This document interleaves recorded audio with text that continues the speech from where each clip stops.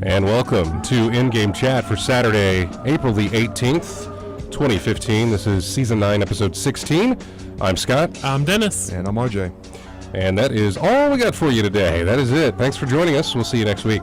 No, it's no James today. Matt is off. Well, James says he might be able to make it for the second hour. So that little spot there that is...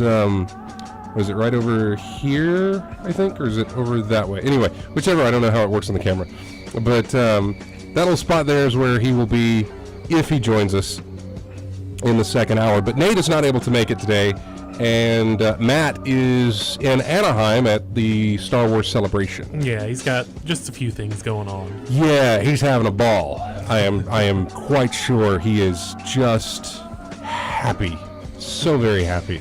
Oh, it's not like there's anything big Star Wars going on or anything. Hey, I think he's been to a celebration before. I thought he said he hadn't, actually. Or this was his first? This is his first, I think. Heck of a time to go. Man, my buddy Mike that I told him about, he's been to quite a few of them. And in fact, they both met. I got a text Tuesday morning during the morning show from Mike saying, I ran into your buddy Matt here at the airport. We're on the same flight all the way through to Anaheim. So that was cool that they were able to meet up and I talk Star Wars and do whatever. I know he took his entire cosplay stuff that he's got, so... yeah, I think Republic Commando armor, I think. He's something like that. I think he sent us... I think that was him in that picture he sent.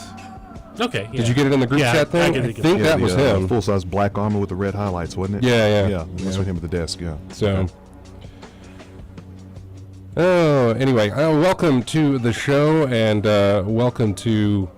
In-Game Chat. If you'd like to get in touch with us, our phone number is 334-272-9228. Check out ingamechat.net for all the links to get in touch with us. You can find us on Twitter at In-Game Chat as well as on Facebook. You can email us, everyone at ingamechat.net. You can head over to Twitch, head to twitch.tv, search for In-Game Chat. You can find us there and join in the chat room live while we broadcast, and you can watch the broadcast as well. Okay, I'm a little bit too loud. ArJay, if you could reach over there to that box, find number 1. Okay. And turn that down a little bit for us. If you Live could, radio. That is exactly right. And we're going to fix this so that it is... Keep turning it down. Keep turning it down. There you go. Leave it there. All right. That should be good. Okay. So, anyway, hopefully that'll be fixed. I know my mic is very loud. So hopefully that is fixed for everybody and we can get that all straightened out. Anyway, thanks for joining us. Like I said, live radio, enough of that music, and let's move on to what we've been playing. I'll start with me. Why not? I have played some more Splinter Cell. Last weekend I told you I had 2 missions left. This weekend I have 1 mission left. Has this been more co-op with James? No, we have not done any co-op. Okay, we are talking about doing that possibly... tonight maybe or tomorrow. James and I will do some more co-op. We've still got a lot of co-op to cover in that game, and we would like to cover it. It's a lot of fun for us, and apparently it's a lot of fun for you guys to watch it, so we're going to do that. But I have 1 mission left on that.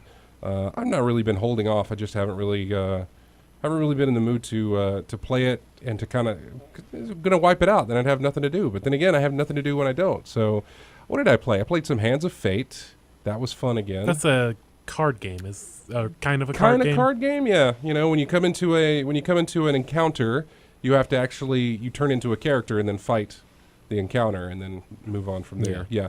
But there are card stuff involved in games of chance and that sort of thing. I love the presentation for it. It's really great. So, you know, if you're interested in something like that, check it out. I should really stream that. I got a lot that I need to stream. Hands of Fate is something I need to stream. Party Hard, I think is what it was called. The murder party. Oh thing. yeah, we talked Yeah. about that. Yeah, the one level I got from the Tiny Build guys. I want to stream some of that. Do want to stream some more Splinter Cell. And what else did I play? I played a little bit of The Room. I played... Playing Back Through the Room? Well, on PC. Oh, okay. Yeah, I have it on PC, so I'm playing a little bit more of that. I played... What is it called? Guns, Gore, and Cannoli. Or Gore, Guns, and Cannoli. It doesn't... I know, isn't that weird? It doesn't come out... I asked them if I could stream it. They did not... They have not replied if I could do that or not. But the game comes out on the 30th. And... So this is not early access, but like a pre-release thing. It's a pre-release thing. It may have an early access. I'm not exactly sure. But it's cute. It can be difficult at times. And it's very much done in the style of... not necessarily Shank. The art style is kind of like that, but I'm trying to think of the style. I'm trying to think of what it mirrors. It's a 2D side scroller. And basically you're just Guns, Gore, Cannoli. Guns, Gore, and Cannoli. And it's basically just you shooting zombies. Always a favorite pastime. There you of go. Video That's games. it. So had an early access code for it, and I played a little bit of it. And I don't know. I got through a couple of levels, and it just never changed. You know, it was just all right. Gonna shoot some more. That's pretty much it. Just keep going through and shooting some more. That's all. And I was like, okay, that's it. I got a good taste of it. So, the other thing that I did play, and that you may have seen me play yesterday, was the Avengers Age of Ultron table Yes. for Pinball FX2. It releases on Tuesday, but they went ahead and sent me a code yesterday, and I immediately got on Twitch and started streaming that yesterday. Great table. Fantastic table. I really, really enjoyed it. I like it better than their first Avengers table. The first Avengers table lets you select which ball you wanted to play with, which represented the character from the Avengers that you wanted to play with. This one does not have that. The modes that you activate, the balls will automatically transform into that character's pinball, and then you knock out the objectives or whatever you may have to do. It's a lot of fun. The setup. It's the first table I've played that has a difficulty setting. You can play it on easy, medium, or hard. Interesting. Easy gives you a lot longer to complete modes. The timer's a lot longer. Does it leave the free ball up if you drop off? It may leave it up longer? a lot longer than normal. I believe it goes away. I've not played easy mode. I started at medium, which is just normal. Yeah. Also, your score is affected. Easy does not get as many points. Medium gets the normal points. And then if you play on hard, the timers are less. The table is more inclined, so the ball comes back to you faster. And the score is increased. So objectives that you complete are you get a bigger point total for that than you do playing it on medium or easy. So first table I've had that has a difficulty ranking on it. I know AC Wraith, who's in the chat room, he watched a little bit of that. He watched pretty much all of that actually yesterday while I played. So thank you for tuning in and watching that. The video right now, the video of my initial playthrough of it and my high score run that has now been topped, I've already beat that, is up on our YouTube channel. Just go over there and watch that video. I've got some B-roll footage of that because I got to the high score, which was just over 39 million, and I busted that to 90-something million. I got to that high score so quick, I wasn't ready to stop playing. So I continued to play because I hadn't activated all the modes. I wanted to try other things. So I continued to play, and I've got about 45 minutes of that footage ready to go on YouTube. It is not up yet, but I will have it up there probably later tonight if anybody wants to see that. There's no, I didn't bother going through and editing all of that. It's just all there, clumped in, so you can see it as it plays through, and as I attempt to activate some of those modes in the game. Favorite mode so far is the Hawkeye mode, but God, his name is so long you have to spell it. You hit the ball up the ramp, then you get the H. Oh, okay. Yeah. Hit the ball up the ramp again, you get the A. And so you have to spell Hawkeye. It's why couldn't it be Hulk mode? Yeah, no, Hulk is not on there. Hulk and Iron Man actually have a battle, which I guess obviously takes place in the film. We've seen in the trailers. Yeah. Hulk and Iron Man have a battle. You hit the ball into the bumpers, but to get it to the bumpers, for the most part, it's got to go through a spinner. The spinner fills up Iron Man's name. So in your little dot matrix display, as it spins, it'll fill up Iron Man's name. So once his is completed, that's great. But then you have to fill up Hulk's name. Hulk's name is filled up as you hit the bumpers that your ball falls into after going through the spinner. So as it hits the bumpers, then it fills up Hulk's name. Once that's done, you have a multi-ball of Hulk's ball and Iron Man's ball. Every time Hulk passes through a ramp or a lane or whatever, it lights up, and then Iron Man has to go through that same lane in order to get the points. Oh, interesting. Yes. So it's like almost kind of like a chase. It's a bit of a chase. Yeah. Yes, it is. A bit of a chase in that regard. That's the Hulk and Iron Man mode. The Captain America mode has you rescuing civilians, and so you have to go through a bunch of lanes, and as you do, it increases the jackpot. One of those lanes is set to rescue the civilians. So if you hit that one first, your jackpot's lower than if you hit all the other lanes and then hit that one. You don't know which one it is, though. You don't know which one that is, so it's very random. Once you hit that through and you find the civilians that are actually there, then you have to shoot it through another target in order to actually rescue those civilians, and you get a bigger score. So you do that a bunch of times, and that's how you get that one. Black Widows has all the lanes lit up, except they're guarded by a bunch of the Ultron Sentinels. I guess I don't exactly know what they're called, but the other Ultron's army. Yeah, his mooks. Yes, they're blocking a couple of those lanes. So anytime your ball hits that, it explodes, and then they put out another ball for you to do. If you find a lane that's empty, that's you. It's her on her motorcycle, I guess, which again has been featured in the trailers. Mm-hmm. It's her on her motorcycle trying to catch up to whatever. I don't know. The action happens too fast for me to read the dot matrix display to tell you what's going on. I can just tell you what I have to do. You do that 5 times, her mode's completed. Hawkeye mode takes you completely away from the table. It's not pinball involved. The flippers will move his sight, Hawkeye's sight. It swivels on the table about a 30 degrees difference. Okay. And you shoot Ultron's, again, his army. Ultron's army, as they come flying down, you have to shoot 12 of them. You have 12 shots and 12 of them to shoot. So you must be perfect every single time. If you miss one, that's fine. It doesn't automatically end. But if you run out of ammo, or all 12 get through or something like that, then it ends. You can collect scores as you shoot them down, but you'll get a gigantic jackpot score if you're able to get all 12 with all 12 shots.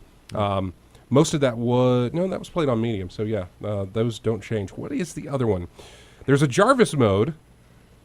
Again, you have to spell these people's names. It's not Captain America, but just Captain.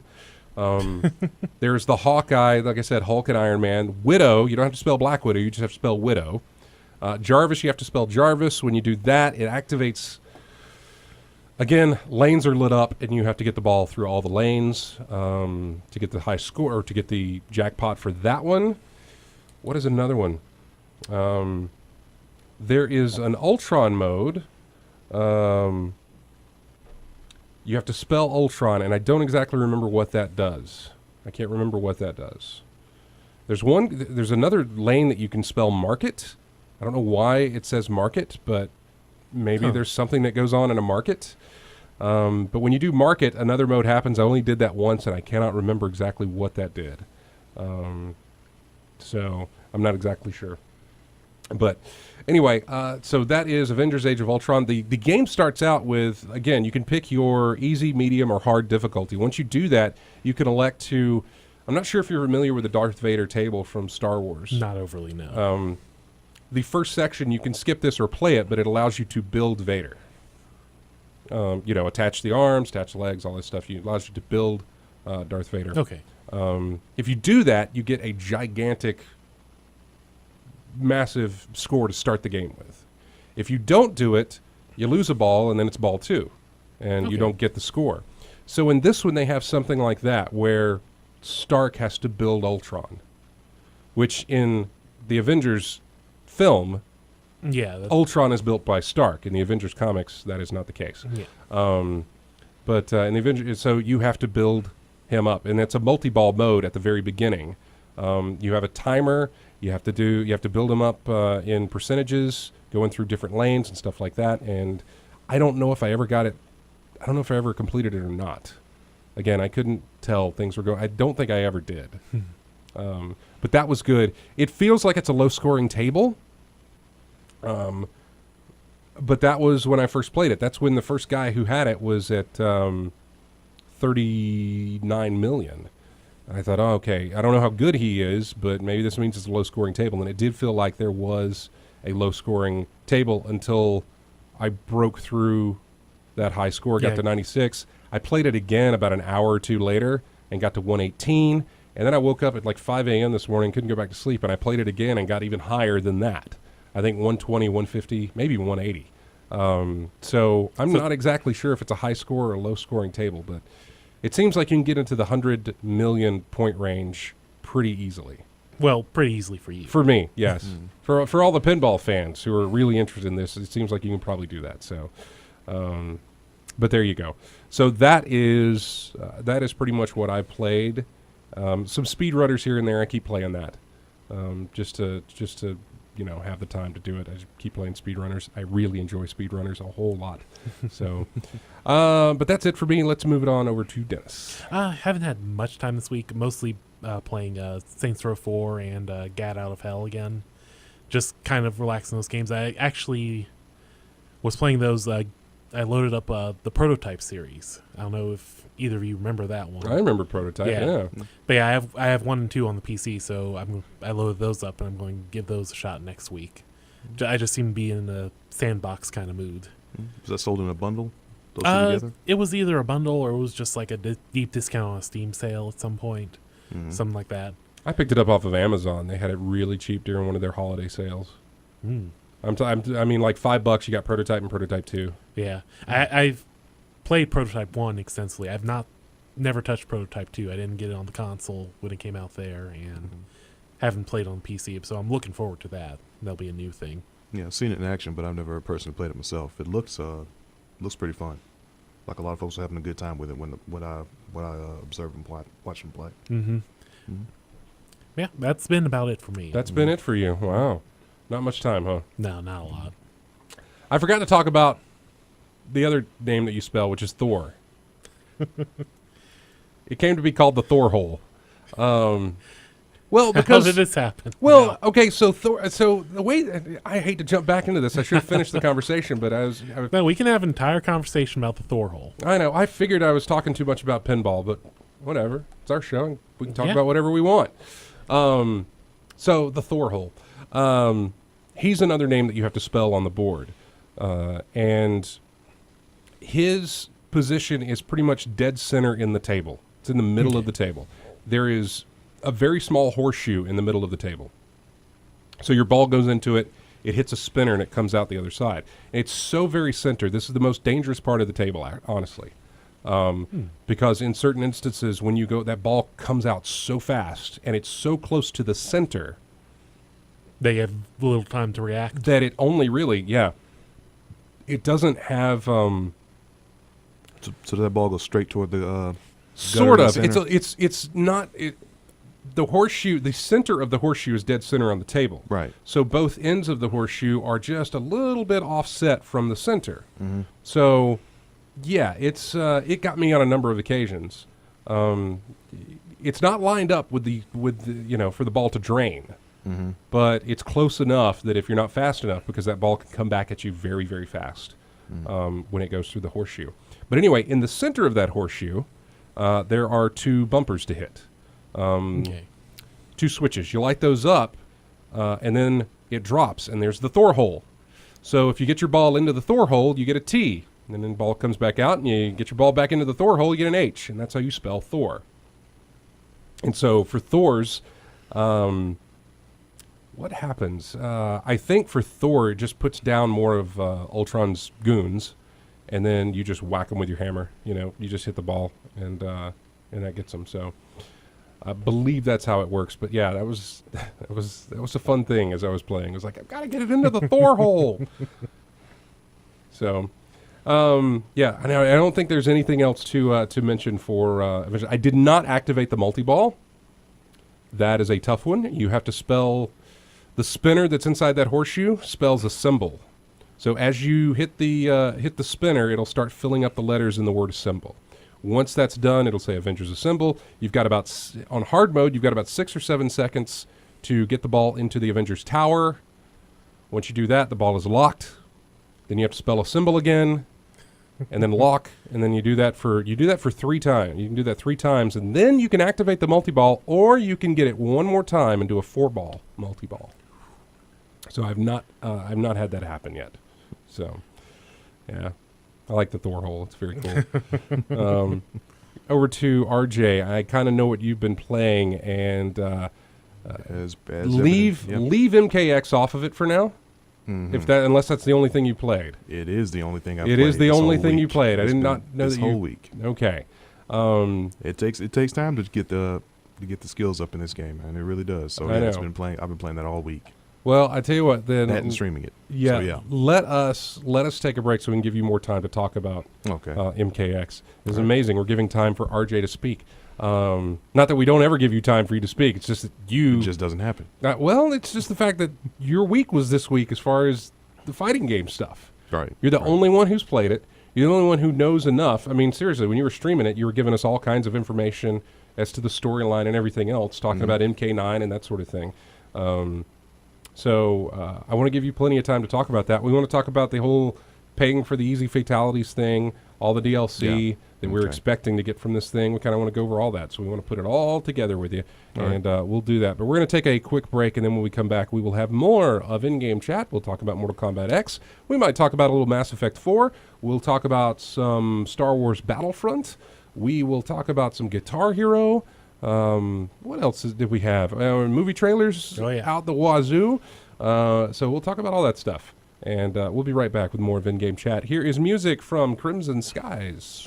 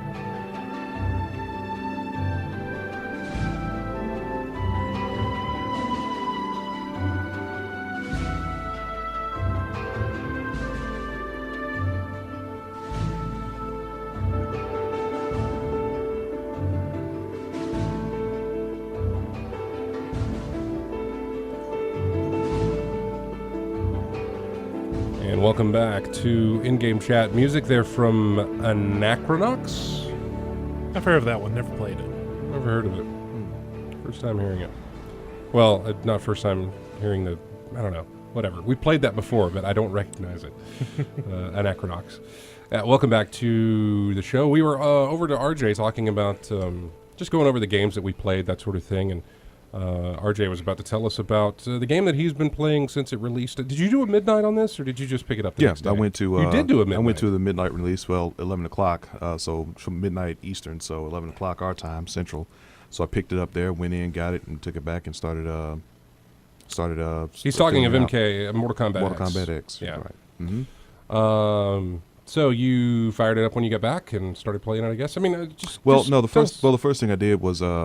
put it in the system and let it download the patch, because there was a day one patch from the get-go. Right, there was a 1.8 gigabyte patch to go through, and apparently it went pretty good for me, but I figured that the later I waited through the day, the longer it was going to take, because some folks were waiting 5-6 hours on end trying to get that patch downloaded on their system. So good thing I did go to the midnight release, because I just put it in there, let it go through, and I just went to sleep and played it the next day. The game itself, looks really, really pretty, but that goes without saying. It's a PS4. All the games should be looking pretty at this point in time. I had read that, was it Digital Foundry that does their comparisons of the console releases and stuff like that?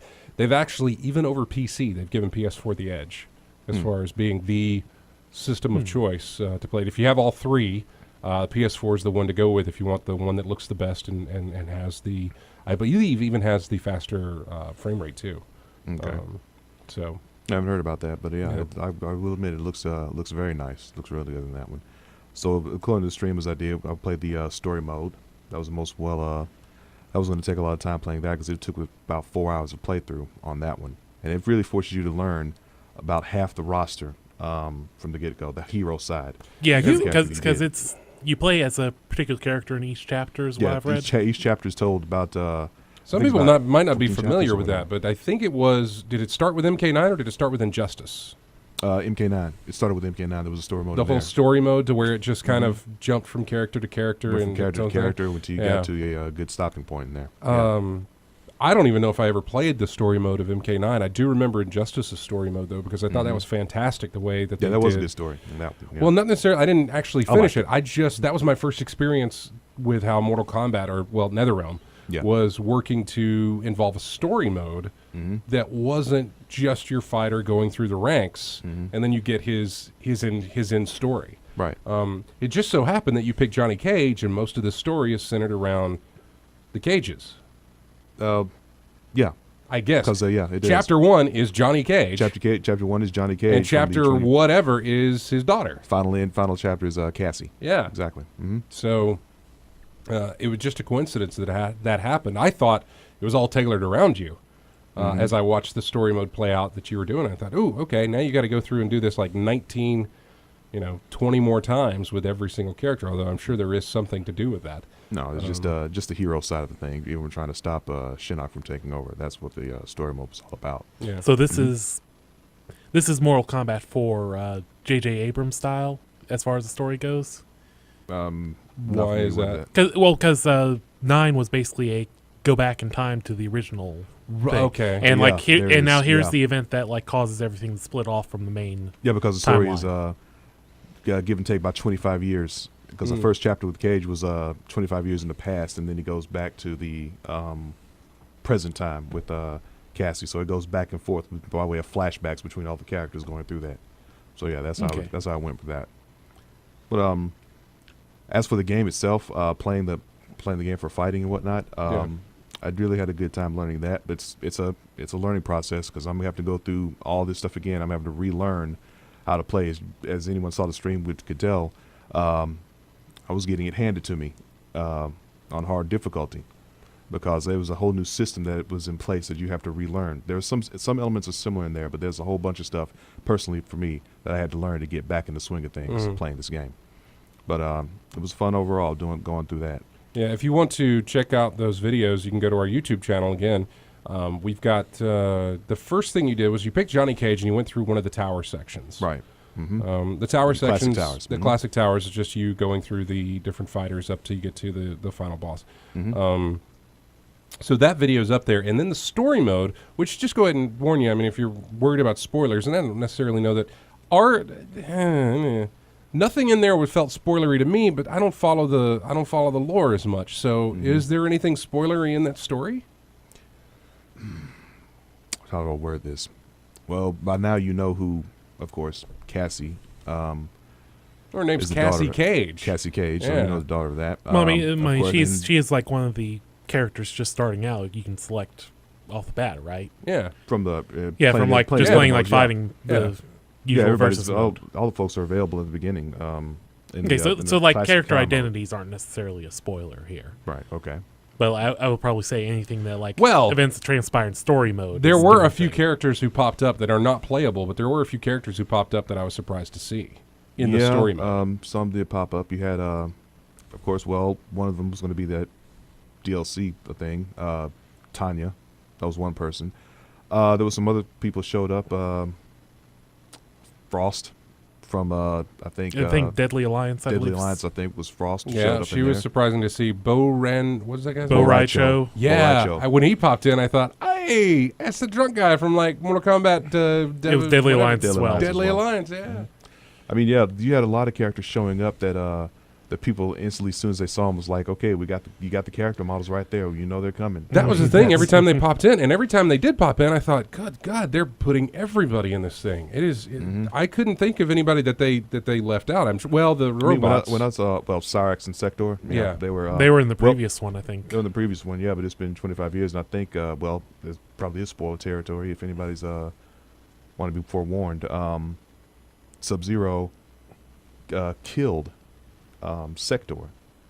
He was using his head for getting memory and updates on what was going on with his situation. I remember that much. That was in MK9. That would MK9 Sector was in MK9, but in MKX in the story mode for this one is Sub-Zero killed Sector. Did not know that. Yeah, but the other characters I was thinking about looking at Serena and Lee May from Deadly Alliance and Deception and things of that nature. You know, they look pretty good in there. I mean, even if we were story mode, I mean, it looked like they could be brought back as characters again for DLC or whatever. Okay. You favor Johnny Cage when you play. Right. Outside of Johnny Cage, I mean, how did it feel playing him again? Was everything? Did it all? No. It's a lot of things that are different now. Ways to do certain moves, elements of his moves are different. I'm trying to learn things that set up characters for pop-ups and juggles and things of that nature. Those are completely different now. I have to read. So I have to. It's basically, like I said, I have to relearn what I did with Cage and MK9 in MK10, so I can do the same thing, just a different way. Well, it's also they have each character has 3 different style systems, basically. Right, that's true. His is everybody has 3 different styles. His is A-list, fisticuffs, and stunt double. A-list, he lets him charge up his moves before he lets him rip. Fisticuffs, he has brass knuckles on, and he can do a move that allows him to do extra chip damage. So you can sit there and just wail away on somebody and just whittle down their health to nothing in very quick time. Then his stunt double, it gives him kind of the abilities of Noob Saibot. If anybody was familiar, it gives him kind of a mimic.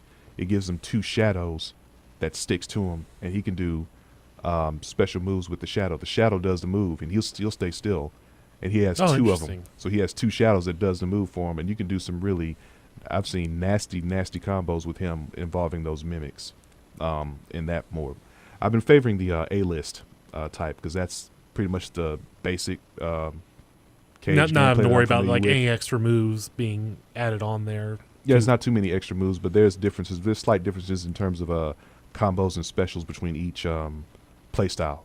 So it's not like overwhelming. It's like very subtle differences between here and there. So it's pretty much going to be easy to get the feel of each one, given enough time and practice with each one. You'll know which one you'll like. Has there been any kind of like a rock paper scissors thing, like this character using this particular style? Okay, I can go pick this other character with this style and easily beat them, or is it? Well, there's always been that type of thing. Balanced? I mean, it doesn't. Well, I've only played with Johnny Cage really, and I haven't seen a lot of people talk about people being overbalanced or too broken, really. Okay. But given enough time, you're gonna find some. It's gonna level out over time. You'll find out who's broken, who's whatnot, and then they'll find the counter to it real quick. That's how the fighting game community is with these games. They'll give them enough time. They'll find out all the nooks, all the nuances of these styles and whatnot. Yeah. Out of the new characters that you have played, which one do you favor there? Well, the newest ones were those Special Forces kids. Cage's daughter. I did a little bit with her. Cage's daughter, Jax's daughter. But yeah, mostly with Cassie. Cassie has a really well-rounded combo strings. What I've seen. That means she's got a lot of different things to mess people up. Got the mix-ups, the high-low mix-ups, keep you guessing with the way to block and defend. I mean, she can overwhelm you if you're not careful. That's what I've seen from her. So I've looked at her a little bit. She's looking pretty good. Yeah, the one that I liked, I have not played the game. I've only just watched you stream. Right. So the only one that I've enjoyed to watch play as was the, who was fighting, I think it was fighting against you. I don't remember you ever going and playing as him, but guy with the guns. Aaron Black. Aaron Black, yeah. As I said before, a lot of people are having a good time with him. He has that move, man, where he just throws you to the ground, sits right on top of you, and shoots you in the face with his guns. Multiple times. I know, just bang, bang, 6 shooters, just boom, boom, boom, boom, boom. Yeah, like I said before, he plays like I really think he plays like Harlequin from That's who that's who you said he plays like. Yeah, because he has a lot of trick shots, fancy slides, and a lot of off the wall moves, just like Harley does in Injustice. So I think it's a derivative based off of her. Yeah. And, like I said, a lot of people had a lot of fun with him. So you're probably going to see a lot of videos over in time of people seeing what they could do with him. Now, we've seen you do the tower stuff. Again, the story mode split into 4 parts. Again, that's on the YouTube, our YouTube channel. And also you went through and did the fatalities, or at least 2 fatalities for every character in the game. And that, again, is also on our YouTube channel as well for you guys to watch. But what have you done? That's what we've seen you do. What have you done since then? What have you gone through and done? I've done a little bit of the living towers. That's the ones that are on the online aspect of the game. It gives you random types of matches and conditions, like kind of a test your luck type of thing. Like you can't, like for instance, you can't do EX enhanced special moves, or you can't throw. So does it randomly select? It's like random fight perimeters. Yeah, it's like random different things like that. Stipulations and things. Yeah, I think they had that in MK9. Yeah, kind of like that. They had it was called Test Your Luck, but yeah, there's a lot of random aspects of that with all the living towers. You can make you can challenge towers and then put the word out to your friends, kind of like your pinball. You can set a score and then see if there's anybody out there who can top your score doing it that way. You have hourlies, dailies, and Premier. And the one that was up for Premier, last I checked, was the one for Goro. You play as Goro and go through these 6 combatants who he has beef with. Because I think the description of it was 500 years only to be defeated by a human. Now the time for revenge is here. So it's like you play against like Liu Kang, Johnny Cage, Sonya, all the heroes, and you go against them as Goro. That's one of the. I think that's it's basically like is it a 6-round endurance match essentially? No, it's just okay, just standard, like one after one, standard basic tower thing like that. Did a little bit of faction war. Yeah, that was interesting when you started playing. That was that it's like, okay, pick the first thing you have to do. First thing you do is have to pick your faction. Pick your faction, and there's what, 6 of them to choose from, 5 or 6? I think 5 or 6. Yeah, Lin Kuei, White Lotus, Black Dragon, Special Forces, and Brotherhood of Shadow. I think, yeah, those ones. And my luck, I would pick the one with the least participants. Oh, great. I got the Special Forces. Man, when you were doing that stream, I went onto the internet as fast as I could and was trying to find, like, which one is the one to join, and I just could not find the information. I think right now, last I checked, the Lin Kuei was the top. Can you not switch factions? I guess you can't switch factions? You can switch factions, but it will cost you. You will lose all levels of your current faction when you switch sides. Oh, man. So, yeah. So if you were like at level 24 or something like I was just curious. I just want to see what would happen. And so my level got reset. Oh, so you did switch. I did switch. I switched and just curious to see what would happen if I did. And that's exactly what happened. It did, but it does warn you. It tells you you're going to lose it. So I just did it. I did it anyway because I wasn't seeing any benefits from it being in the low tiered special forces anyway. Yeah. But yeah, but it gives you I think it gives you, like it said, faction kills. That's what happened before. You get an extra fatality based on your faction, and as you level up, you get more. So I think you get. I have 1 now, but I think when you reach level 10, you get a second one added to your finishers. Because I was playing online with a friend of mine, and he was doing some faction kills. I think it was Brotherhood of Shadow, and he had 2 really gruesome looking fatalities he was able to pull Are off. you still playing as a character from Mortal Kombat 10, or are you like playing like this kind of custom character in this? No, there's no custom characters. Okay. I'm still using Johnny Cage. Okay. As my main. There's no create your fighter thing that was in I was just curious with like talking about custom fatalities and like. Oh yeah, it's just set. It's like set to depending on your faction. Okay, that's how they just made it. Did you ever figure out how to? You pulled off a brutality when you were playing, and you don't know how you pulled it off. But did you ever figure out how to do brutality? Yeah, the brutality I did was with Cage was called. I think it's called eye popping. Basically, you have to, like I said, you have to do a certain set of things. There's a prerequisite for doing a brutality, and you have to, when you achieve them, you can do it in a match. For that one, it was basically I have to hit 4 groin punches during the winning match, and the final hit has to be A groin punch? and Wow. then you get the brutality. Looking around, I've seen some Man, more. the fact that you pulled that off just randomly. Yeah. Well, it's a good move. I was hitting it a lot. The other ones were like things like you have to have a certain amount of health, a certain hit. You have to hit it with a certain combo. There was one I was looking up for Cassie. I think there's one where she has to have more than 50% of her health. She can't lose a round, and you have to be a certain distance and nail the opponent with a single shot, and that'll be it's called Between the Eyes, and that'll be the finisher for that one. Yeah, so there's a lot of different things between each character you have to do, but it's pretty much that. When you hit those, those are a lot harder to do than fatalities. That's for sure. Yeah. So each character has a brutality, and then each About character 5. has. Oh, they have 5 different brutalities. From when I looked, I think they got about 4 or 5 Oh my brutalities God. in there.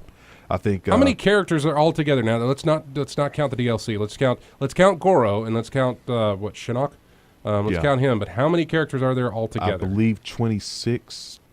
25, 26? 25 actually, because there's Okay. 6 per row. Then you So got that- 1, 2, 3, 4. That's 24, and then there's that one that's under the level select. Yeah. So that would be 25. So there's Yeah. 20. There's actually 25 characters. And it'll come up to around 27 with all the DLC characters announced so far. Probably, yeah. 30. I probably mean, more there's than that. 4. There's 4 Yeah. DLC confirmed right now. So yeah, they're working on it now. But that's. But how it each works of with those that. guys has about 5 brutalities each. It looks like they have about 4 or 5 brutalities each one. How many? I know they've got at least 2 fatalities per, but is there more than that? 2 fatalities, 2 faction kills, 4 to 5 brutalities, and I believe that's it That we know of. that we know of. Matter of fact, I'm trying to think. I don't think there's any stage fatalities that I'm aware of. Right. Well, yeah, these things that's- tend to come out later. Yeah, they come out. They probably do come out later, but I haven't seen anything like that. But yeah, that's pretty much what it looks like. and each of them, I think, has an X-ray. that yeah, is- the X-ray, the X-rays, super man. move. God. Some of them are more brutal than Then the the fatalities and fatalities. stuff. I love Ca- the X-rays, man. Cassie Cage immediately comes to mind. If you played Sniper Elite, you know exactly what Yeah. happens during her X-ray. Yeah, those. Oh man, those were really good. So yeah, if you want to see the story mode, if you just want to see some of the fighting, or if you just want to see the 2 fatalities per character there, check out our YouTube channel and check out ArJay playing those. You can find those there. So thank you for that, ArJay. I appreciate it. What do you? I guess what is your plan now? Is to continue to play that? And I mean, are you gonna try and do tournament stuff with that? I'm gonna keep playing it, because like I said, I'm still learning. I'm still learning how to get everything down with that character. I'm also gonna see if I can. I'm gonna try to see if I can actually go straight through on harder difficulties, because the AI on hard mode, as you saw in that first playthrough, it's really, really, really difficult. And I believe, talking with some friends of mine about the game as well, it appears that the AI is reading your Button buttons, inputs, yeah. reading your button inputs. If it's not reading your button inputs, it's perfectly timed when you get up. Like, there were times when I would try to get up, and just as soon before I could take control of my character, I was getting hit with something else. And if I tried to block, I would guess wrong. It's a 50-50 chance, high or low. And about 7-8 times out of 10, I picked the wrong direction. So it's a little difficult right now, but I'm trying to get the familiarity of it and get through that. Because if that's hard, eventually I want to see if I can get through very hard and see what happens on that one. Did a little time with the crypt. Oh yeah. Is that what is that exactly? That the crypt is the area that you go to unlock things like outfits. As you play, you costumes. earn As you play, crypt you earn- coins. Oh, or okay, something? so this is coins, like that thing like that. Yeah. Unlocking extra content. Yeah. Unlocking the content of the thing. How many things are in the crypt? I remember when I did one in like Deadly Alliance, there was just like 300 things. There's just a ton to unlock. It's a huge amount of stuff in that crypt. But the thing about it is, though, they have made it a little tedious to go through, really, because you remember the crypts you went through before, you had access to everything. You Okay. could go anywhere, anytime. You just walked around the crypt and did what you wanted to do. If you had the coins, you go and do it. This one, you walk around the crypt. You do have coins to open things up, but then you have to go to areas that are locked. You have to have a certain item So now you have to search around the entire area to find this particular item before you can go to the area that you want to. In fact, there's one area, I believe, the Nether Realm. You have to have an item called the Kamidogu to go to that area. Before you can get the Kamidogu, you have to get all the other 8 items around the crypt before you can go to that area for the last unlocks of the game. Wow. So and of course, that's where all the unlocks you really, really that's want. the unlocks you really want, and so what forth. is in those? What are those unlocks you really want? I wouldn't know, because I just went straight through the DLC pack, because I ain't got time for that. So you bought the DLC pack? I bought the DLC pack. Okay. I figured, I've just got paid. Rent's not due this month. You're fine to do whatever you want, man. Yeah, exactly. And I'm like, I can it's do your it. own money. You do whatever you want with it. And then, no, I'm not justifying. I'm just saying, reasons came through, and I'm like, I ain't got time, and I want to practice on this character instead of looking through stuff. So that's perfectly I went and did it. reasonable. So I did it. I don't necessarily mind the DLC stuff is whatever. $30 you get the DLC. I think it was $30. I don't know. What all is in? What's that? all in the DLC? Season pack, early access to all the DLC characters, some outfits and whatnot. I think the Gore thing came with the pre-order. It just anything that comes out, you're probably going to get first crack at it, first dibs on it, and everything like that. That's what's going to go with that. But pick that up and everything else, and now I can just focus on the fighting, really. Yeah. Mm-hmm. But I can tell you, the crypt going through that is going to be a while. It's going to take a while to go through all that. You were earning coins pretty fast, it seemed. Yeah, I mean, going through the story mode gets you a bunch of coins, playing. But I don't know what the cost of the. I don't know what the.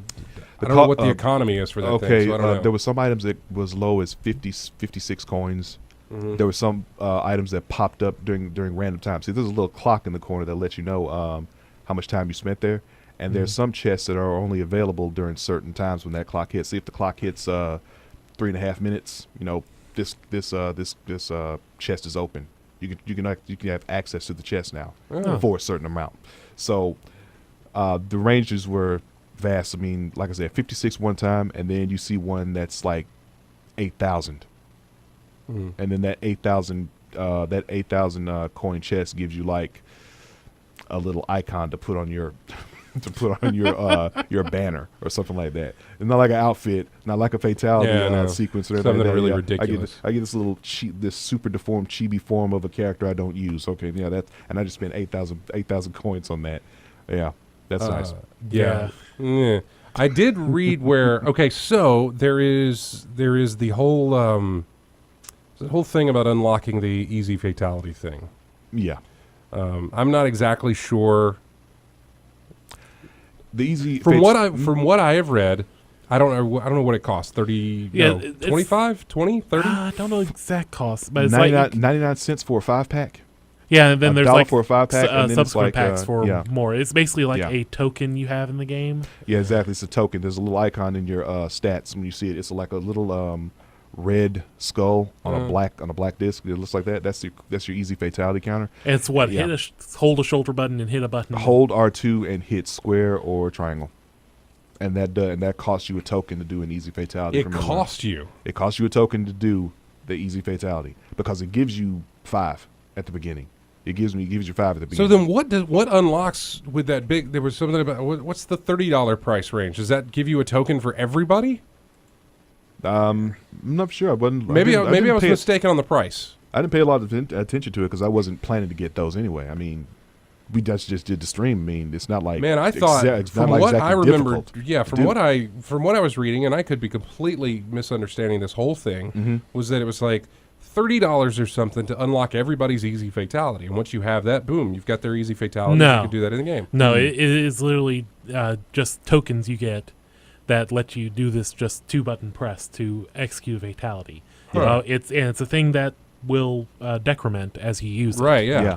Like I said, it gives you 5, and I just burned through them to get rid of them. So that's exactly how it works. Just hold the trigger, hit a button, instant fatality. But yeah, it's the same fatalities you do if you enter in the actual sequence. It's the same one. It's the same one you use. As you put in the proper you do either directions. the sequence or and I believe that you can unlock some of those tokens by just gaining the coins and then going to the crypt and unlocking them there. I think so because I did get some skip fighter tokens as well. Yeah. If a character's like, if you want to get through I this just know there was a character, lot of just use people token in there. upset about this whole thing. I don't get it. It's just a nice little thing if like somebody just doesn't want to memorize the movement and button presses. Yeah. Is there even any kind of like benefit to doing a fatality? It's just Doing a fatality will get you more coins depending on what you have on your banner. I mean, there's some aspects to some icons and borders and backgrounds you can put on your banner that'll give you extra coins, extra faction levels, and things of that nature. If you do certain things, sometimes if you do a faction kill, you get extra amount of coins. If you do a fatality, you get a whole bunch of more. But it's not like this normally get. But this isn't locking away content from somebody. This is just literally a thing. If you want to do this easier, yeah.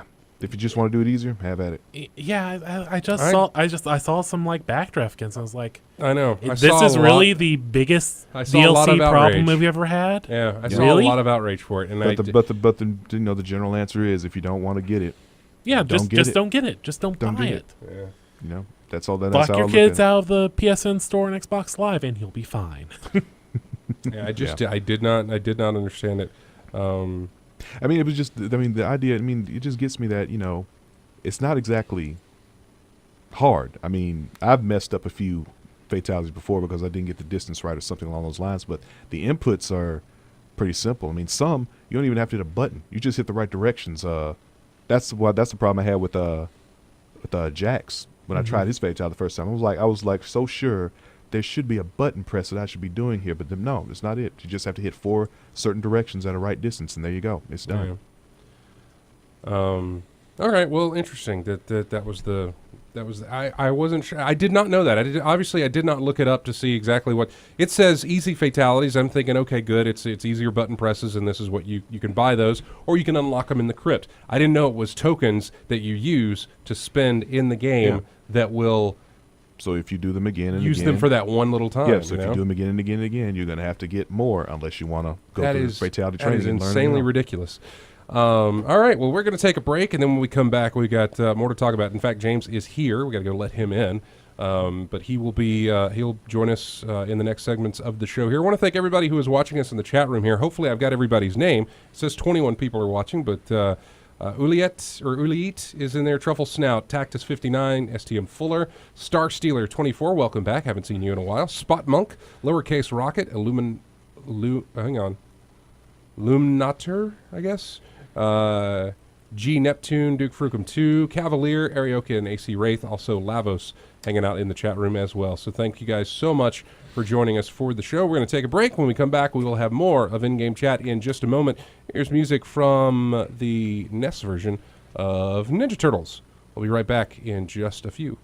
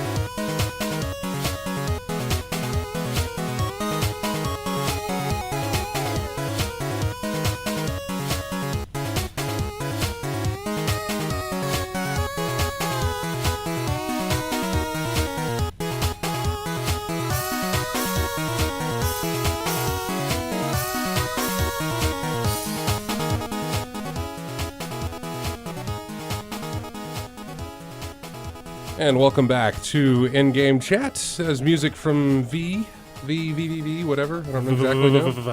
I don't know how he wanted to how the guy pronounces that when he talks about it, but there you go. Welcome back to the show. James joins us for the second hour.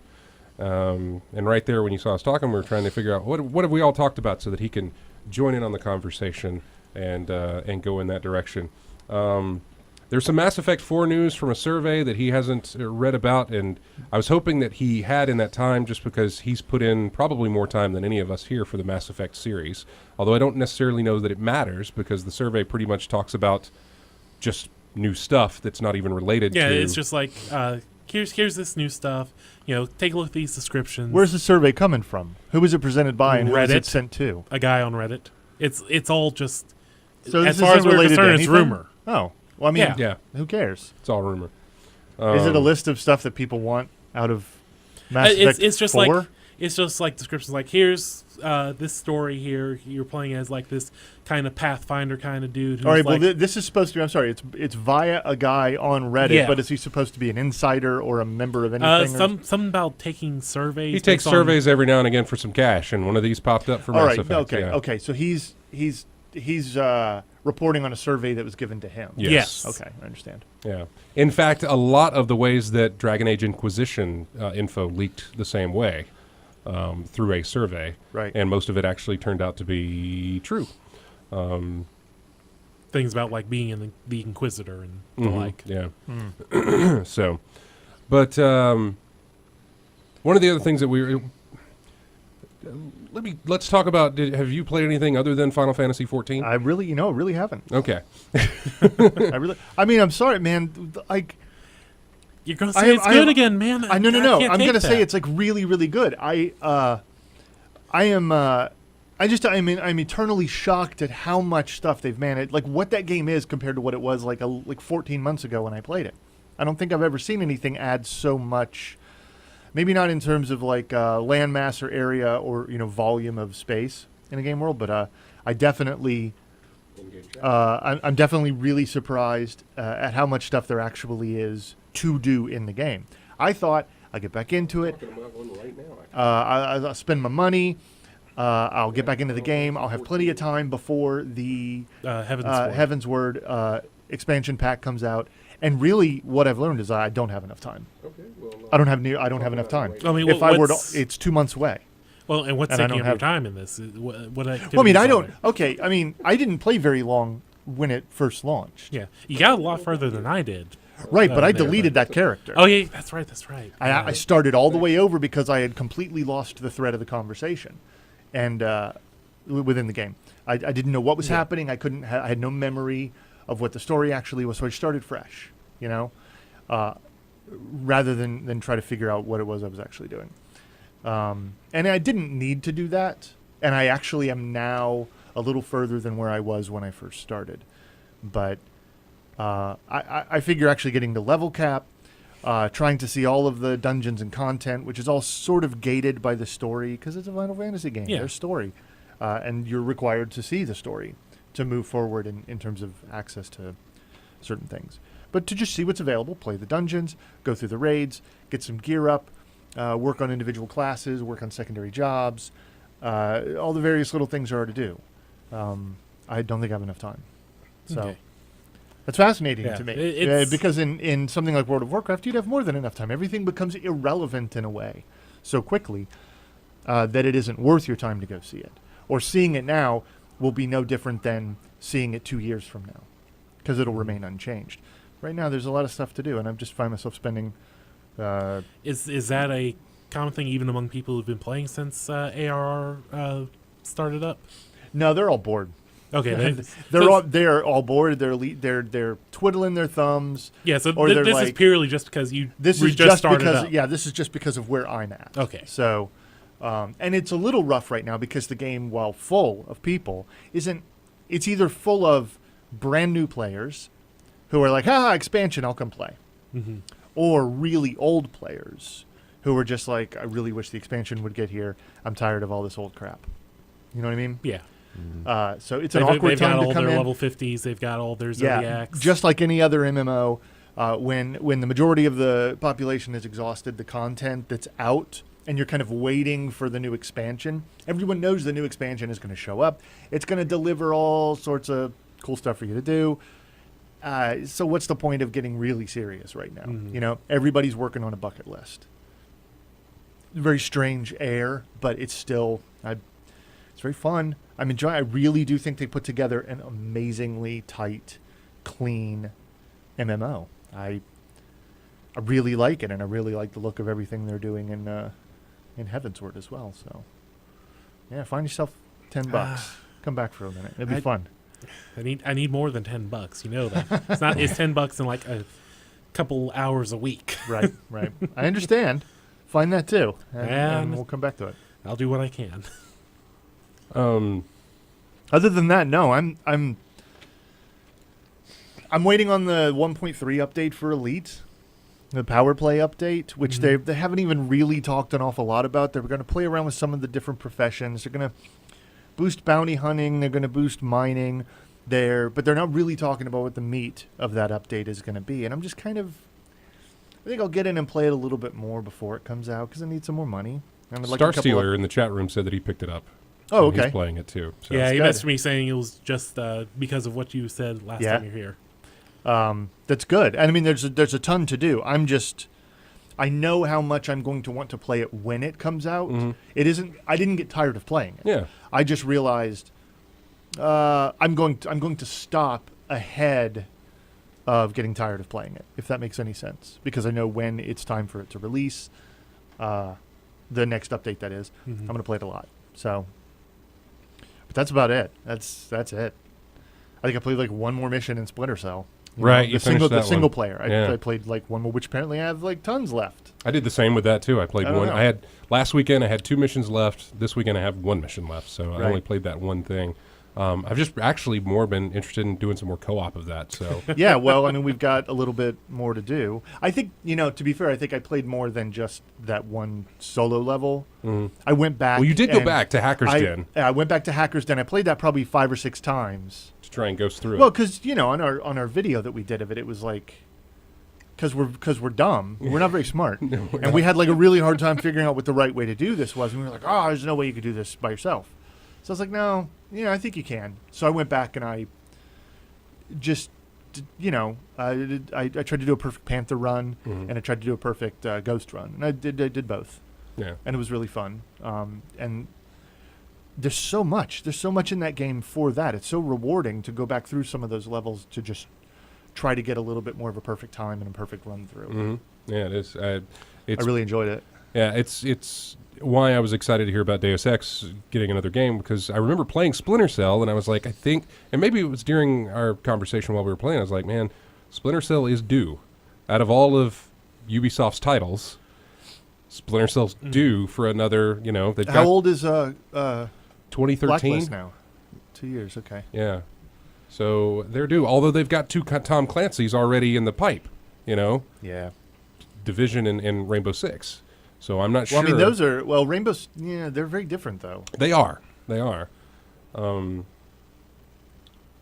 But I'm just enjoying my sneak game, and I'm having a lot of fun with it. And then Deus Ex gets announced, and I'm like, okay, good, more sneak coming my way.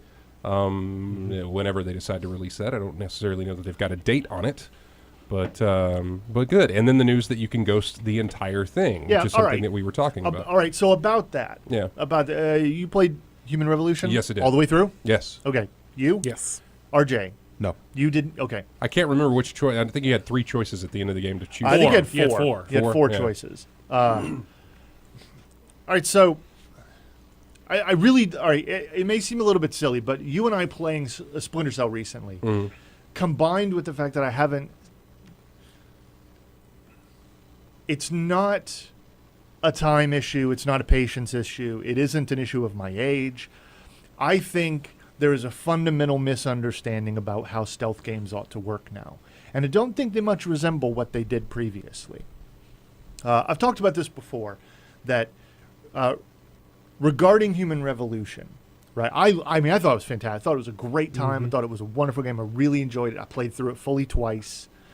I still think my problems with the game are much less common than other people's problems. I didn't have any problem with the bosses. Even on my first playthrough, which was Ghost, non-lethal, I had no issue. I really actually don't understand having an issue. You walk into the room, there's stuff everywhere. There's like rockets and bombs and mines and grenades and all this stuff, and it's like, I understand that artistically, tonally, there was a huge change between what you did the minute before the boss and what you did during the boss But it didn't affect fight. your gameplay? No, I just killed the boss. Right. And it was a little bit of an effort, but it wasn't broken and it wasn't hard. Yeah, the only one I had issue was the first one, and it wasn't until like I clued in. It's like, oh, I need to use the stuff everywhere around me. Yeah, stuff all over the instead of place. like trying to just run and gun between pillars. Yeah. I mean, I wasn't a lethal character, so I didn't have anything to kill neither him. was I. And I was like, oh, look at that. I sure could use a rocket launcher right now. And what do you know? There's a rocket launcher. But it was a tonal problem for me, not a problem of being able to get it done or not. My honest to God, my bigger problem in that game was that you didn't have to make any hard choices. In Deus Ex, you did. For every type of enhancement you gave to your character, you had to make a choice, right? You would come across, and maybe somebody in the chat room remembers in more detail, but for example, you would get like at a certain point in the story, you would get the enhancement thing that would enhance your character's legs, right? But you had to choose. Do you want to be able to like jump 15 feet in the air, or do you want to be able to run completely silent? It's a choice. And because of the way your skills work, do you want to be a master hacker? So your augmentation, you got the augmentation, but you had to choose how it would affect your body. And you would forever be locked into a certain choice. And so you've picked a tree, I suppose, maybe in a skill tree. Okay, and your behavior and how you approach the game was forever determined by that. I'm not saying I'm necessarily in favor of artificial gating, but I think having to make hard choices about how you interact with something really should change what you get out of that interaction, if that makes sense. And the one that bothered me the most was being able to pick locks and hack. And in the first game, it was really one or the other. You could become a master hacker or a master lock picker, but there were forever things that you could not get to if you didn't have lock picking. You could often get to them a different way by hacking a computer, gaining access to a security terminal, and unlocking an electronic lock, right? Or there were other things that actually used old standard type locks that you had to use your lock picking on that would get you access either to a different area or the same area through different means. I really liked that because it made subsequent playthroughs completely different if you wanted to do it. So you weren't necessarily locked out by the choice, but you had to think around and what you could do. Well, and you were very limited to certain things you could do. And so you and I, or all three of us, if we played the original Deus Ex and had a conversation on the show about it, our experiences and how we solved each problem would be wildly different. And it was really a lot of fun, not just to play it, but to compare your gameplay to other people. In Human Revolution, if you were even remotely completionist in your mindset, you could do everything. You could shoot ball bearings out of your rear end while hacking a terminal, being invisible, utterly silent, and lockpicking all at the same time. And it was like, I don't actually like this. And having put in the kind of the patience and the effort to essentially ghost through everything, I really think that modern game design and its need, offering you the chance to ghost, doesn't really reward you in any interesting ways. Because you and I, in Splinter Cell, we spent hours and hours trying to ghost through a level, right? Yeah. And we managed it, and it kind of felt good, but it felt incredibly hollow to me. I remember you guys talking about this after you complete a level, you're like, oh, all these just say 0 and don't give us, Right. It's like if we ghosted through this should like feel like we did this big thing. And it didn't. And there are the eternal problems of, is it really ghosting if I throw a little electronic device on the wall and it makes a noise and drags a guy over there? Like, I left some evidence of myself. Is it really ghosting if I shoot out a light? Like, Why isn't anybody reacting to the fact that someone shot a light? Is it ghosting if I knocked a dude out? Like, when effectively Human Revolution or even Thief or Splinter Cell, there's no functional difference between knocking a guy out and killing him. You know, at least in something like Metal Gear Solid, a knockout only lasts for like 15 seconds or something like that. And if someone else finds them, they can wake them up. Like that, the most recent mission that I did, right? The one in South America, like knocking guys out and throwing them in a trash can, and made it most of the way through. And the game's like, hey, you did a lot of ghosting. And I'm like, does no one come around later and find a guy in a trash can? Yeah, that doesn't strike me as ghosting. No, and I really think that the bar I took your definition of ghosting when we played. I was like, what ghosting means? He's like, you don't do anything. Right. Do anything. But the game is actually agnostic of your ability to beat the level without doing anything. Yeah. And I think ghosting should be incredibly hard and incredibly rewarding. And really, all it is, because in Splinter Cell, you can shoot a guy with this shocky thingy, right? That counts as ghosting. It counts as ghosting. That's ridiculous. There's no difference between that and actually shooting. Yeah. And Panther has a much higher, or at least an equivalent, possibly higher risk ceiling, because you're actually going into open combat. And if you screw up, they'll be faster to try to shoot back at you. And I found that when you and I finally said, forget about it, let's just Panther through these, be faster, because we were earning money, right? We were trying to earn some money. Yeah. And, dollar per hour, Panther gameplay is a lot better. But I really think in terms of satisfaction, a guy like Sam is a Panther anyway. He's not really a ghost. He's in that fictional world. He's a Panther. And I think Adam Jensen is a Panther. I really think most of these guys that they give us to play in stealth games, they really are Panthers. They're not really ghosts. Ghost sounds super cool, right? Like I just came in and I was awesome and I did my thing and I got out and nobody saw me. But they don't really feel like stealth games anymore. Ghost is how I feel stealth games are. Like, that is your... Right. That's your expert tier level. Is like you go through that should be... That's something more like... That's your hardest difficulty. That's like Mark of the Ninja. Yeah. Did you guys play that? I've seen a little bit of that. Stellar. That's fantastic. That is a stealth game to me. That game, getting through all of those scenarios and not being seen, felt fantastic. Gunpoint was the same way. Getting through that and using all of the clever abilities that I had to make sure that I got done what needed to be done and no one was ever aware of me, that felt excellent. And in both of those games, outright combat wasn't good. It was a little closer to something like Thief in that regard, in that if you were in a fight, you were probably going to lose and die. Yeah. Whereas in something like Splinter Cell or Deus Ex or even Metal Gear Solid, something like that, lethality if your really cover's seems blown, to be you where the still game got a wants to chance. go. Yeah. So the fact and that they outright put you in some of those situations too, where it's like, okay, now here's this segment of the game where we're going to give you your rocket launcher or your gun or whatever you need. Here comes a whole bunch of soldiers you have to take out. You can't do this. You're free to you're whatever. You've got the 5 freedoms or whatever it is. Go ahead, kill. Right. So yeah, I can understand that.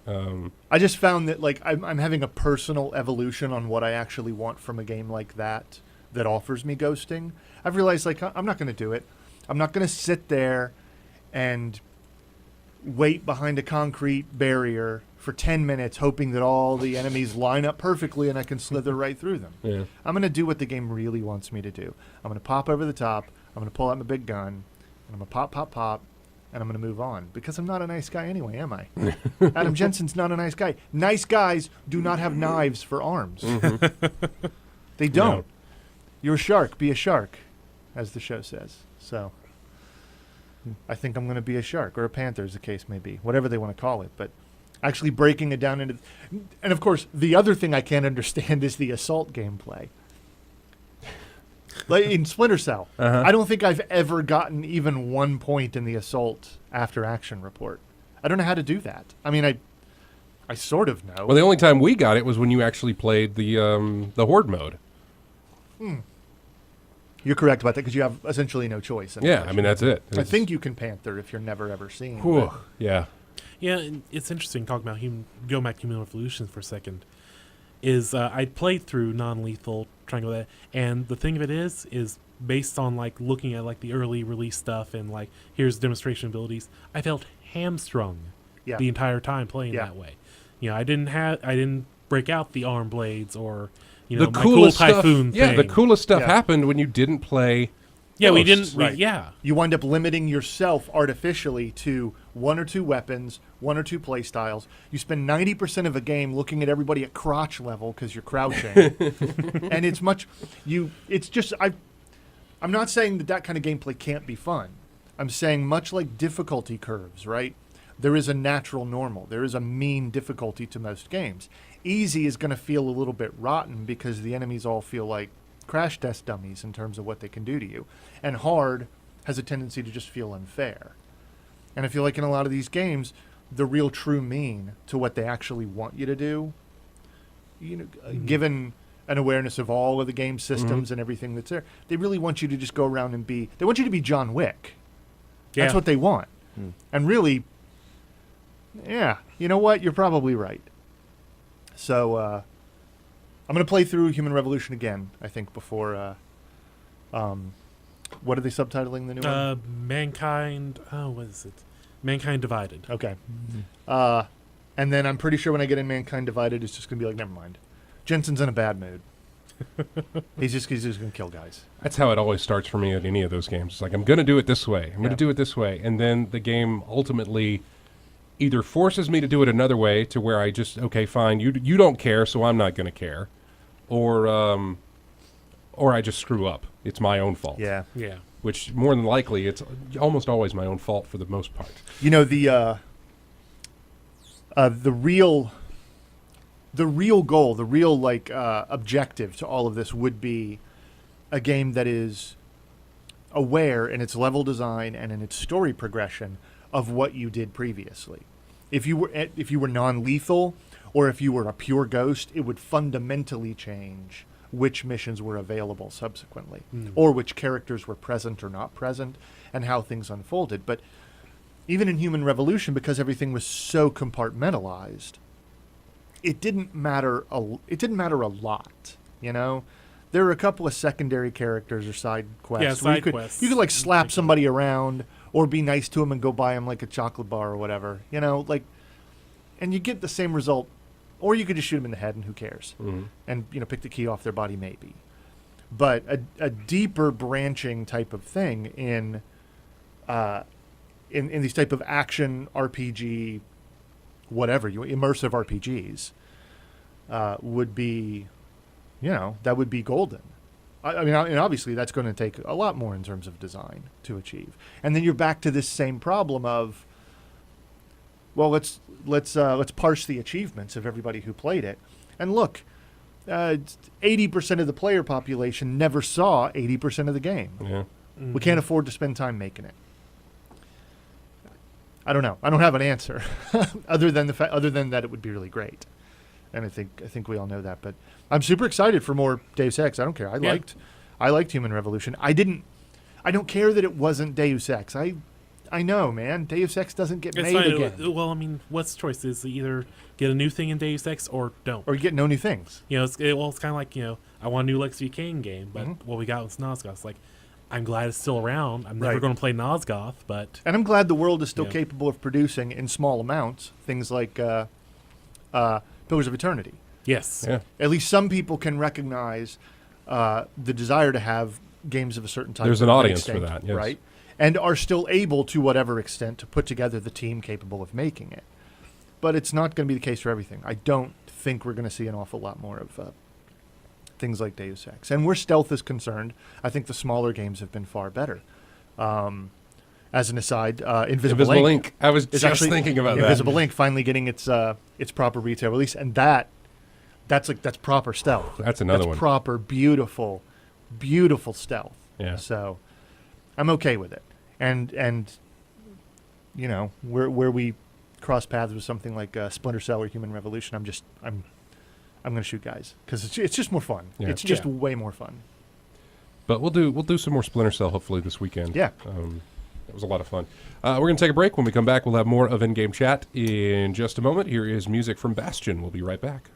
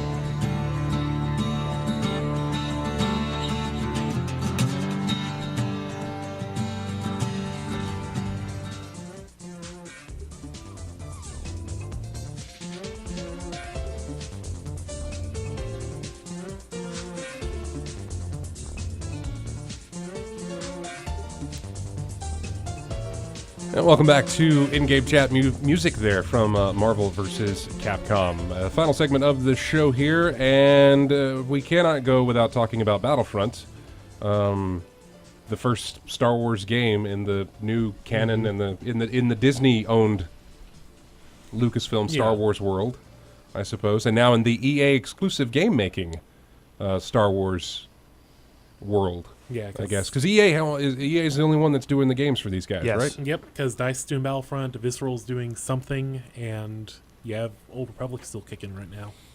Yeah, they are. BioWare, yeah, that's right. Yeah. So we didn't see gameplay that I think we know of. No, man, you didn't. You- I don't you care saw a trailer. what Twitter Yeah. account from what dude with what disposition. I don't care. It wasn't gameplay, man. No, it wasn't. It may have been game accessible assets or something, but it wasn't gameplay. We've talked about this and talked about it and talked about it. You know what gameplay is. It includes the HUD. It includes live players. It includes the exact camera perspective you're going to be playing from. It includes doing stupid things. It includes so that everything they didn't show us. Yes. Yeah. Because the thing where like you're in the cockpit of the X-Wing and then you're in the canyon. That was totally gameplay, and that was just like live camera stuff. I don't care. You are lying to me. Yes. You are lying to me because you are using an impossibly broad definition of a uselessly simple term to get past everyone's honest skepticism. You have all become an industry of liars. I'm not saying that you never produce anything worth liking, but everything about your salesmanship requires lies because your margins are too thin and you're up past your $20 million necks developing this thing. I do get it. I'm something that resembles sympathetic, but not really. You're lying to me. It was a movie trailer is what it was. Yeah. The Yeah, animations, absolutely. the character behaviors, the camera shots, the lighting and shadowing, everything. No motion, no interaction, no element of movement, and anything in that. Maybe the textures are textures that we will see in the game. I will believe that. It didn't look that mind-blowing. But everything else about what built the scene and the action in the scene resembled no gameplay in any game. It resembled a cutscene in a game. That's Yeah. fine, but don't lie to me. And you know what? If it's so awesome, if all of the press guys in the world and everyone who is pro this game on Twitter is going to jump to its defense and tell me, no, don't worry, it's completely awesome, then show me, man. Yeah. Give us a preview. If it is so completely awesome, if there's absolutely nothing to be worried about, then why am I worried? And why haven't you shown me something? Get on it. Show know. me gameplay with real people. There's nothing better that you can do is to if it hits those expectations, if it is everything that you're saying that it is, there's nothing better that you can do than to show that. Yes. The skepticism can But only it be isn't. countered by evidence, not excitement. It's not about what they show, it's always about what they don't show. Yeah. Right. And what they're showing me where to pre-order, Oh yeah. because I can go ahead and give them money right now based on a cutscene. And tell myself, oh, it's totally awesome. It's going to be amazing. It's going to be amazing. Maybe, but there's no reason to believe that right now other than wishful thinking. And you're doing their job for them. They've somehow offloaded their workload to you. And let's look because at you'll do the wishful thinking. Let's look at the developer's track record recently. DICE with basically Battlefield 4. Yeah. How quick are you to throw down your money now? Yeah.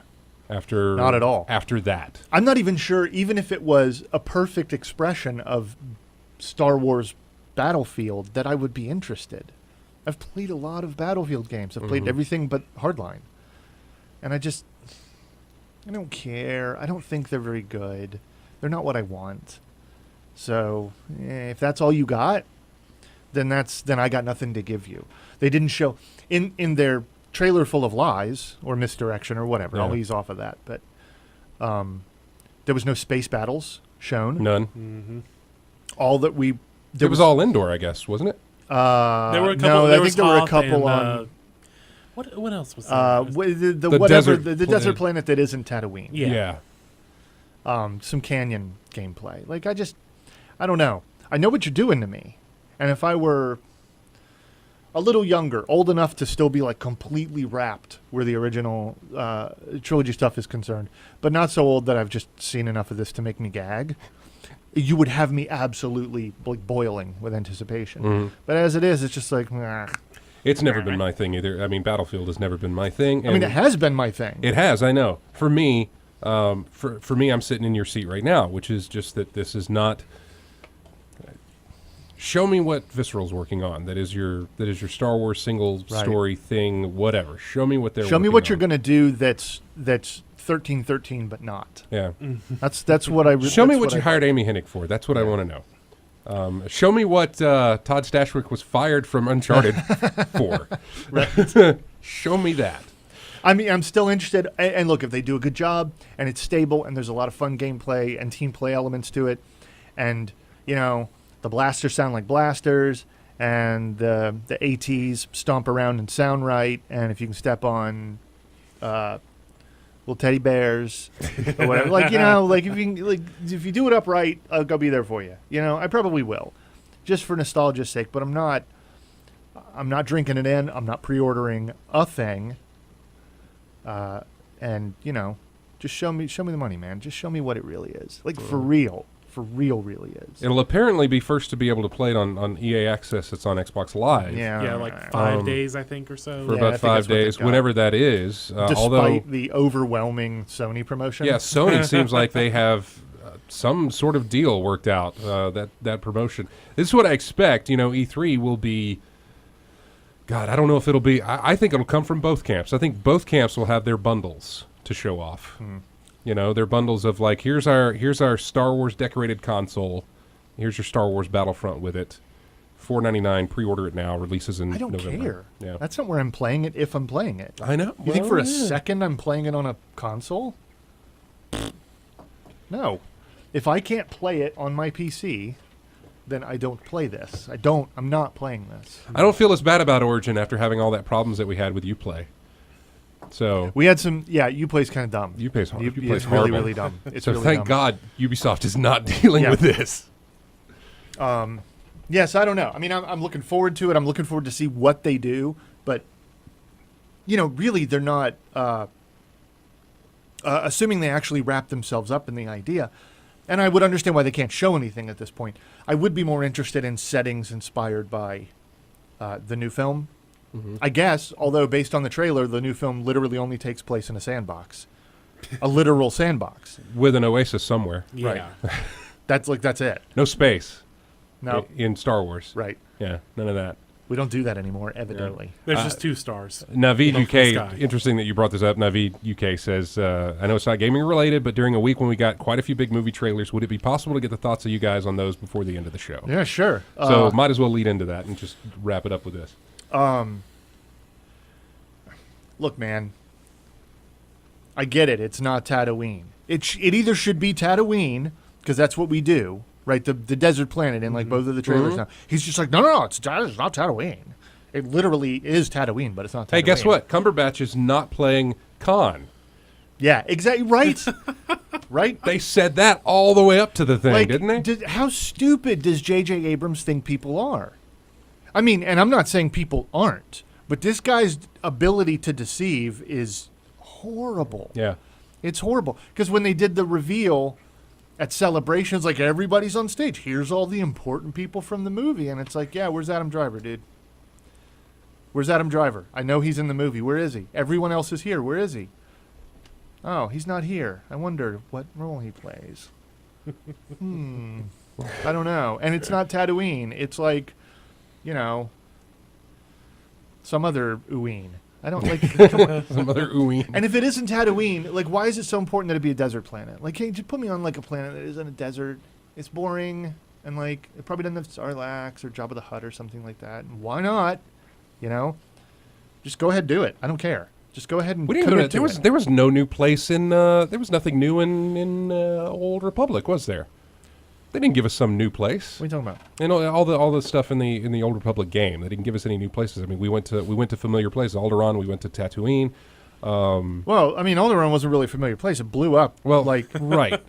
Like, you literally only saw it unblown up for like 4 seconds before it was blown up. So you got to go there pre-blown up. You got to go to. But it wasn't some brand new name that we didn't know about. It was no. all, It was everything was like from. Everything was from, all there from the fiction. Yeah. So, I don't know if that's what he's doing, but I just don't believe him.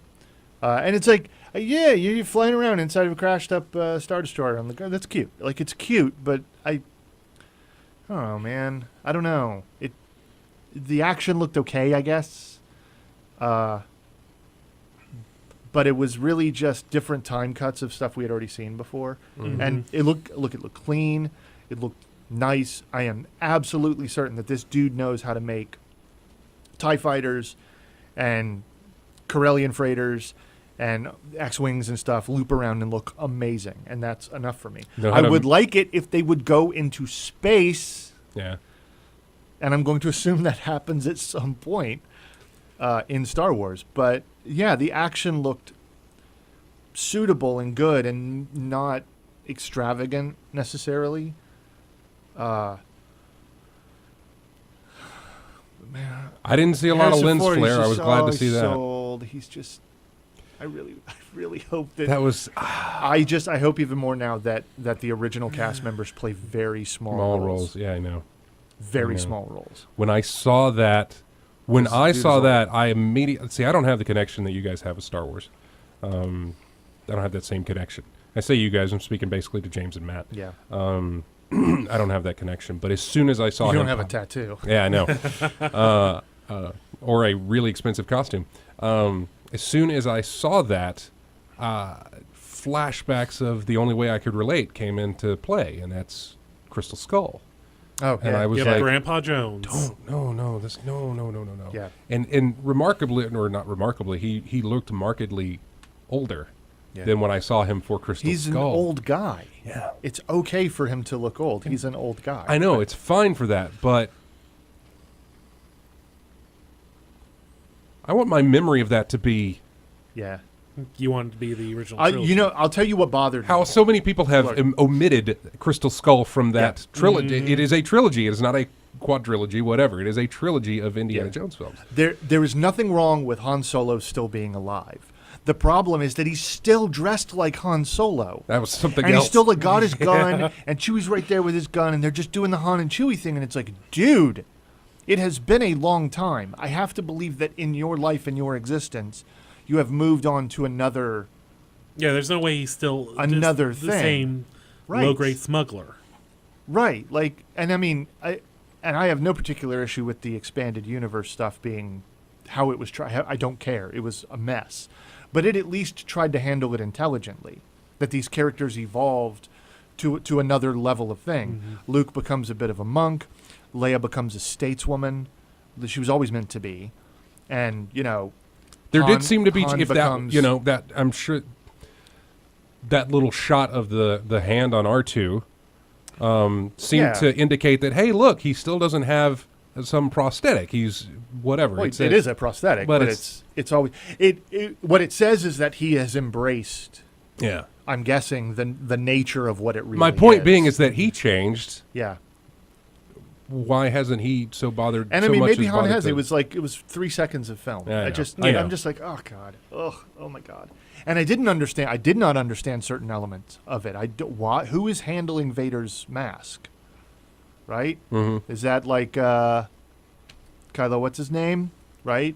Is it Luke gone back to the pyre, or is it someone else gone back to the pyre? Like, is that an artifact? Is it considered a Sith artifact? Yeah, I know, probably. Vader's melted helmet. I mean, is that a thing? Like, are artifacts of the Force a thing? The saber that was being handed apparently to Leia, that was Anakin's saber. Yeah. That was Anakin's saber. Where did that come from? But we know where it went. It fell down the central vent shaft in Mhm. Cloud City. So, I don't know. Like, I don't know what they're doing. They're not just conjuring the past in terms of, like, fan service. They're conjuring it very much in terms of artifact. Mm-hmm. And I think that's strange because the movie is perfectly aware that it's been the fiction. In the fiction, Yeah. it's like 30 years later. So First thing I asked you was like, do Wookiees age? they do. They live an incredibly long time. Yeah. But my problem is that Chewie This was was already before. This was before I fairly read old. forum posts where Yeah. apparently everybody had the same question. Yeah. Was that wow? He doesn't look like he aged whatsoever. Look, I get that they lived for centuries, but Yeah. he already was an old Wookiee, yeah. right? He already was like Believe. I don't know. You would know better than I. But he was like 200 years old, I think, in the first film. Mhm. Theoretically, I don't know. It's this nerd stuff. You got to go read the expanded universe for that to even matter. which and is doesn't matter anymore. It doesn't matter Yeah. anymore. Yeah. So, I don't know. It's fine. There is no chance, any chance on Earth, nothing. It doesn't matter. It doesn't matter what shows up. I will not fail to be there the first showing I Yeah, can. of course. That's a given. It doesn't matter whether I love it or hate it. It's done for. But Yeah, it's already been done. it's already been done. Which is a lot the way. There's a lot of like how I feel for Batman, Superman. It's like it's done. Yeah. I can. You know, am I wrong? My biggest problem with Affleck in that role isn't how he looks. I thought that actually the first production stills of him in that suit Mm-hmm. looked really solid. I don't like the armored suit. I think it looks really. Right. No, He looks Yeah. like a Lego Batman. he does. Yeah, he really does. But like his basic. I love the suit. It looks. The lines are really good. And he looked fine as Bruce Wayne for all of No, 5 seconds. it was fine. My problem is like when the dude talks. I'm worried about that. Yeah. And the voice that we heard addressing Superman at the end of that trailer was so unbelievably modulated. It was so heavily I don't think that was him. I think it either wasn't him or it was modulated so heavily that we wouldn't like judge the way it sounds because someone somewhere is like, God, this man sounds like trash as Batman. Mhm. Because even Christian Bale doing his like weirdo growl God, I can't stand as that. Batman was horrible. Yeah. And that dude is like way more talented than Affleck. I was thinking it was more along the lines of that suit. It looks like some cybernetic enhancement. Oh no, or no, it something, I thought. was. And I know that there's head canon and actual movie canon for why his voice is so heavily modulated. I just think that like it's interesting that there was no unmodulated version of his voice in that trailer as Batman. That's the that'll be the problem with me. And I think somebody pointed this out in one of those threads. Was like, Ben Affleck can get up to 50, but every time he talks, it's going to sound like 20-year-old Ben Affleck every Yeah. time he speaks. How are they going to fix that for hey, this is supposed to be a 50-year-old Bruce Wayne or whatever Yeah. they're trying to pull for this? Let's give him some gray. He's an older Bruce Wayne. Yet he still has that. He's had a terrible problem bringing delivering a sense of like gravity and fullness to character. He doesn't, man. I don't think the guy's utter trash, and I think he's done well enough in certain roles. I'm telling you, man, I don't buy him for Batman. I don't. And I know that everybody makes the Heath Ledger joke, well, you all thought it was terrible here. I did, but also that dude's career up to that point hadn't really given any indication of as many different things. Affleck's been at work for a long time. Affleck has tried to play Batman. He did. Yeah. He played Daredevil, which is really close to Batman. And it was pants, dude. It was pants. God's bad. So, It was really, really bad. Who's a better alternative to Affleck, man, in your opinion? I don't know. Actually, going for the age that they are, I honestly I haven't even bothered to try to recast it in my Okay, so head. what's his? You say his age around 40 to 50, around. They're going Time. for like Yeah, they're kind going of for like an older on the Batman. verge of the verge Dark of Knight retire- Returns. Okay. Yeah. Essentially. So Yeah, because the I don't look know. that he gives in that trailer looks like he is being forced out of retirement. in a Yeah, that's sense. kind of the impression I got. It He was looks like he's was- like, God, I don't want to put on that stupid suit Yeah. anymore, but I've got to put on that stupid suit. You know, I finally got rid of. I finally quit my drinking, but now I got to get back on the wagon. right. Which is which is the tone that it gives. And obviously, you're seeing a trailer that's built to, I guess, give that tone. Doesn't necessarily know that it'll play out that way in the film, but I mean, it was definitely a lot more focused on soups. this Very much so. what Yeah, the trailer. I thought this was more of a Well, the story-wise, it was clearly like the false god and everything. right. like This that. feels like they did this back when Man of Steel released. They released two different trailers. One had Russell Crowe's voice narration, and then one had Kevin Costner voice narration. And I was interested to see if they might do the same here, where one is a Batman point of view trailer, and then one is a Superman point of view trailer. or teaser, I guess. I haven't heard word on that, and probably not after everything they've had with the leak problems and to be fair with them, that's another issue. I know it was leaked, which means there may have been some changes pending for how they actually wanted to put it together. But I'll go see it. It's fine. It's on the list of things where it's like, I'm going to go see what you got. You guys are getting so thoroughly trashed by Marvel. Mm-hmm. It's not even remotely funny.